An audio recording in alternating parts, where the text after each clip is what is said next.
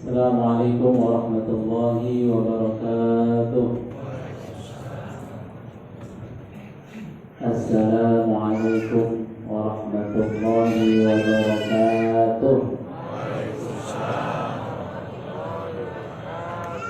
Baru hari kedua. Alhamdulillahirabbil alamin. Wassalatu wassalamu ala asyrafil anbiya'i wal mursalin.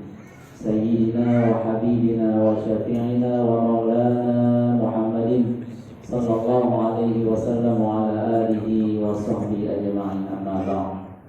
Qala Allah ta'ala fil Qur'anil Karim, a'udzu billahi minasy syaithanir rajim. Bismillahirrahmanirrahim.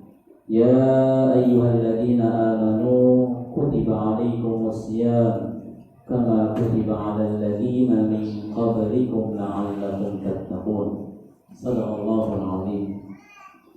Jamaah Masjid Al-Fauzin yang berbahagia, dulu ketika kita di bulan Rajab dan Sya'ban selalu berdoa, Allahumma barik lana fi Rajab wa Sya'ban wa ballighna Ramadan. Ya Allah, berkahilah kami di bulan Rajab dan Sya'ban dan sampaikan kami kepada bulan Ramadan. Kita sudah berdiri, kita sudah berada di bulan Ramadan. 2 hari sudah kita berpuasa, atau 1 hari kita sudah melaksanakan puasa, dan inilah doa yang sudah diijabah oleh Allah Subhanahu wa Ta'ala. Sekarang posisi kita berada di bulan kemuliaan, bulan yang penuh kesucian, bulan yang penuh barokah. Kalau saya tanya Bapak Ibu, jujur jawabnya. Jujur jawabnya.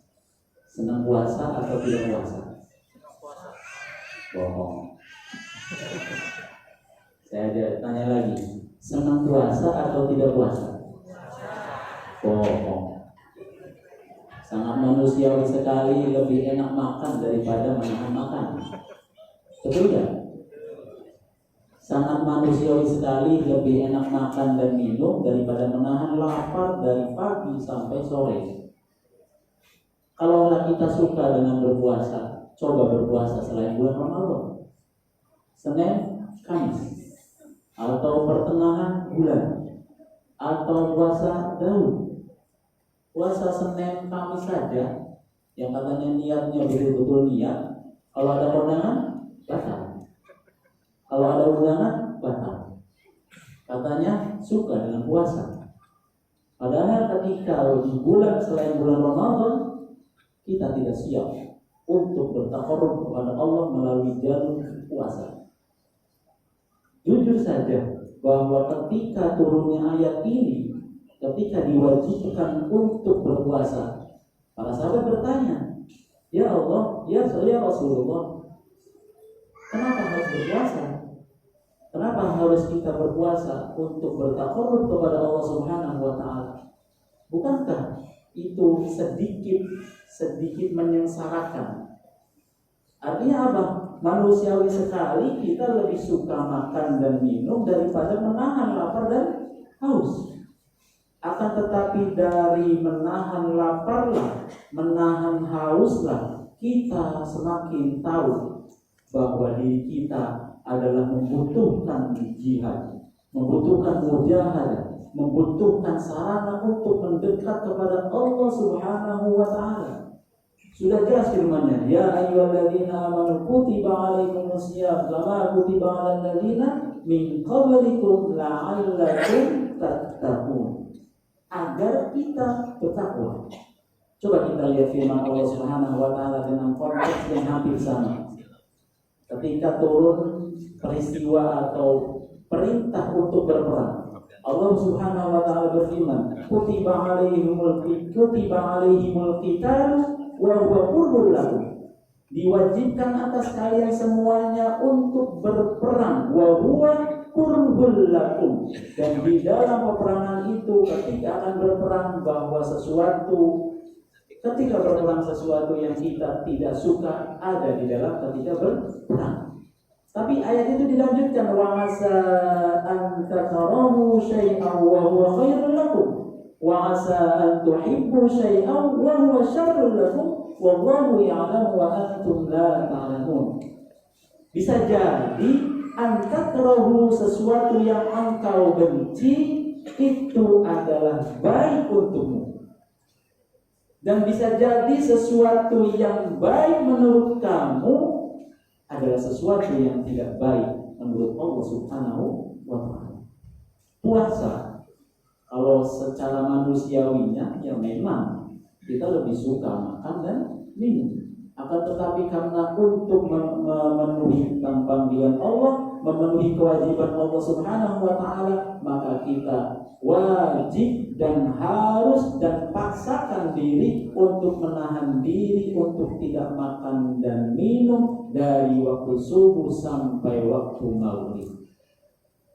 Cuman permasalahannya kita kadang puasa hanya menahan haus dan lapar. Pagi-pagi kita menahan haus, lapar. Siang-siang sudah terasa. Dan pada zuhur mata sudah mati. Tidak lagi bisa menjaga mata, akhirnya untuk membaca, untuk tilawah Quran pun kadang satu juz tidak tersampaikan. Padahal kita tahu bulan Ramadan adalah bulannya Al-Quran, turunnya Al-Quran. Untuk menjadwalkan satu hari satu juz itu banyak yang tidak sanggup, banyak yang tidak bisa. Katanya cinta kepada Quran, tapi ketika akan membaca Quran dia tidak sanggup untuk menghadapi tantangan ketika membaca Quran. Jangankan pengen baca Quran Bapak Ibu, niat sudah pengen membaca Quran, ketika sudah niat kemudian berwudu, kemudian kita pegang Quran, itu belum tentu membaca Quran. Mungkin ketika sudah pegang Quran, pegangnya tangan kanan Quran, tangan kiri HP. Duduklah dia berdua Quran dan HP. Ketika sudah membuka Quran, kemudian setan menggoda. Wahai manusia, apalah gunanya membaca Quran? Lihatlah itu WA-nya banyak sekali. Bukalah WA, langsung buka WA-nya. Satu WA 1 menit. Satu WA ternyata banyak sekali isinya menjawab. Terus sampai WA itu selesai semuanya sudah 10-15 menit. Kemudian melihat Quran yang masih terbuka, belum dibaca, kayaknya ada acara, tutuplah Quran. Kemudian dia pergi. Kemudian setelah dia lewat umpamanya tidak WA, tidak yang lainnya, ketika dia membaca Quran sebentar karena matanya sudah ngantuk. Kemudian dia sudah baca A'udzubillahi minasyaitonirrajim, Bismillahirrahmanirrahim. Saking suaranya merdu sendiri, dia ngantuk. Cari tempat senderan. Setelah bersender, kemudian sambil baca sambil senderan. Kemudian ditiupkan angin surga di matanya. Tertidurlah dia di depan Quran yang sudah terbuka. Tidak sempat untuk membaca Quran. Begitu besar godaannya untuk membaca Quran. Jadi puasa itu kan bagi makna al-insan, menahan diri. Tadi saya judulnya sengaja puasa menahan amarah. Kalau kita mengambil cerita pada satu zaman, pada waktu zaman Nabi Sayyidina Abu Bakar. Jadi dalam satu majlis, Bapak Ibu,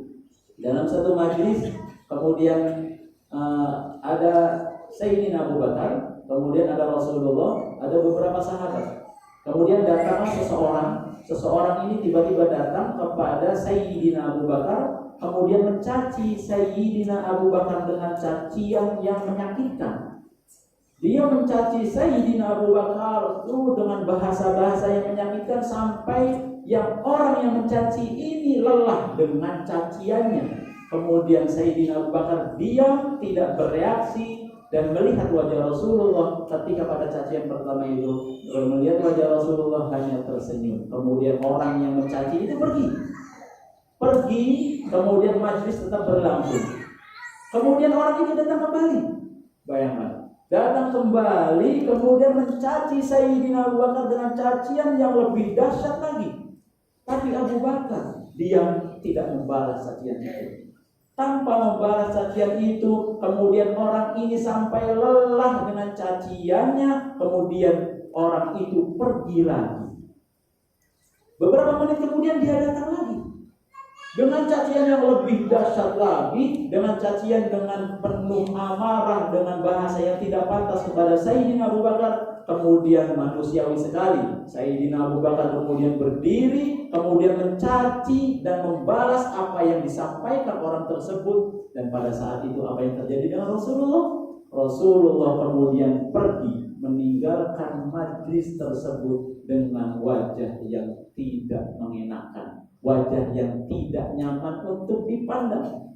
Kemudian Abu Bakar terkejut, apa yang terjadi? Apa yang terjadi dengan Rasulullah? Kemudian mengajar Rasulullah SAW, ya Rasulullah, apa yang kau lakukan? Apa yang terjadi? Apa kesalahan kami sehingga engkau pergi dari majlis ini tanpa berpamitan kepada kami?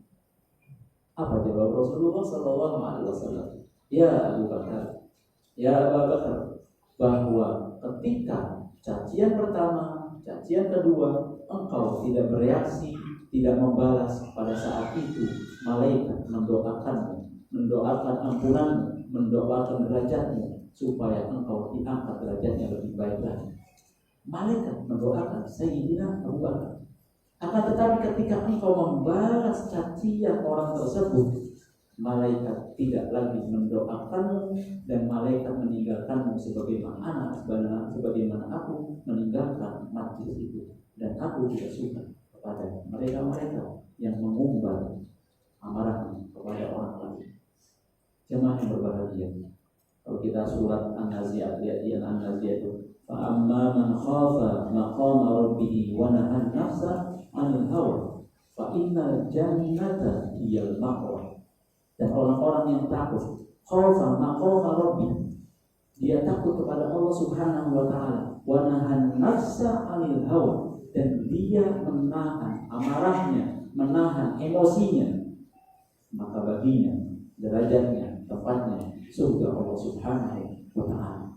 Lihatlah saudaraku, lihatlah orang yang penuh amarah, lihatlah wajahnya orang yang penuh dengan emosi, lihatlah wajahnya yang walaupun dia penuh dengan keindahan wajahnya, ketika dia marah wajahnya memerah, wajahnya tidak enak untuk dilihat, wajahnya penuh kebencian dan di dalamnya penuh dengan syaitan. Dan ketika orang marah, 50% akal sehatnya pergi. Makanya patut dan wajar sekali orang yang tidak mampu menahan amarah. Lihatlah ucapan yang muncul dari lisannya, maki-maki, bahasa binatang, bahasa yang tidak pantas. Karena apa? Akal sehatnya sudah berkurang. Dan wajar, makanya Nabi Muhammad SAW bersabda, nah anak kecil pasti sudah paham, la talqur, la tidak ada nyambung ini. Anak kecil ada bapak-bapak ini, bapak-bapak atau ibu-ibu ini. Jangan kau marah, falakan jangan. Jika engkau tidak marah, maka bagimu adalah surga. Orang yang mampu menahan emosinya, orang yang mampu menahan amarahnya, dia adalah orang-orang yang mampu menjadikan dirinya dekat dengan Allah Subhanahu wa ta'ala, walakal jannah, dan baginya adalah surga. Lihatlah orang-orang yang sangat mampu meredam amarahnya, bicaranya satu, bicaranya pelan, tidak penuh dengan amarah. Lihatlah suami kita, lihatlah istri kita, ketika marah, lihat wajahnya. Apa yang terjadi dengan wajahnya? Wajah penuh dengan kebencian, wajah penuh dengan kesetanan, wajah yang penuh dengan sesuatu yang tidak pantas dan tidak enak untuk dilihat ketika orang marah.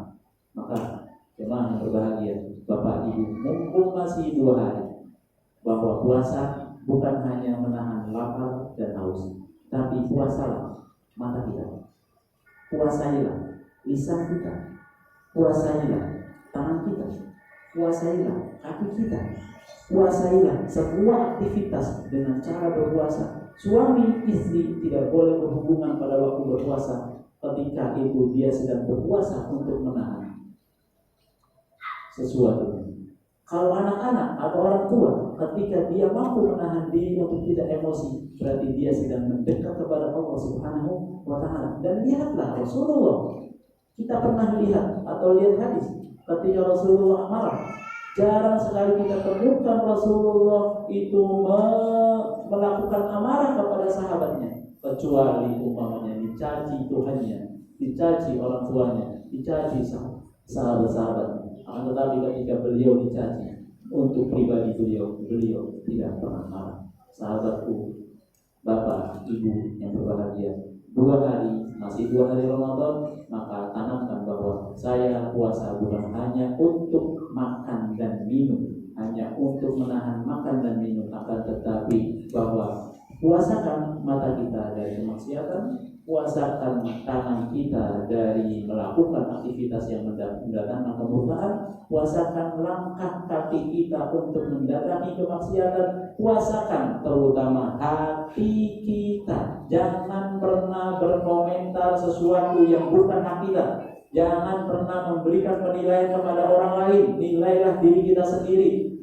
Sepertinya orang lain banyak kekurangan, padahal kekurangan kita terlalu banyak. Jangan pernah untuk menilai orang lain, nilailah diri kita sendiri. Jaga hati kita dari iri, jaga hati kita dari dengki, jaga hati kita dari buruk sangka, dan semua penyakit hati itu akan menghancurkan kita, dan kita tidak akan bisa mendekat kepada Allah bagi mereka-mereka yang hatinya penuh dengan kedengkian. Jemaah yang berbahagia, waktu yang sangat singkat ini secara pribadi saya untuk menasihati diri saya sendiri, Bapak Ibu, bahwa kita puasa bukan hanya menahan lapar dan haus, tetapi puasalah untuk seluruh anggota badan kita. Semoga puasa tahun ini adalah puasa yang terbaik dan mendapatkan ridho dari Allah Subhanahu wa Ta'ala. Mohon maaf. Assalamualaikum warahmatullahi wabarakatuh.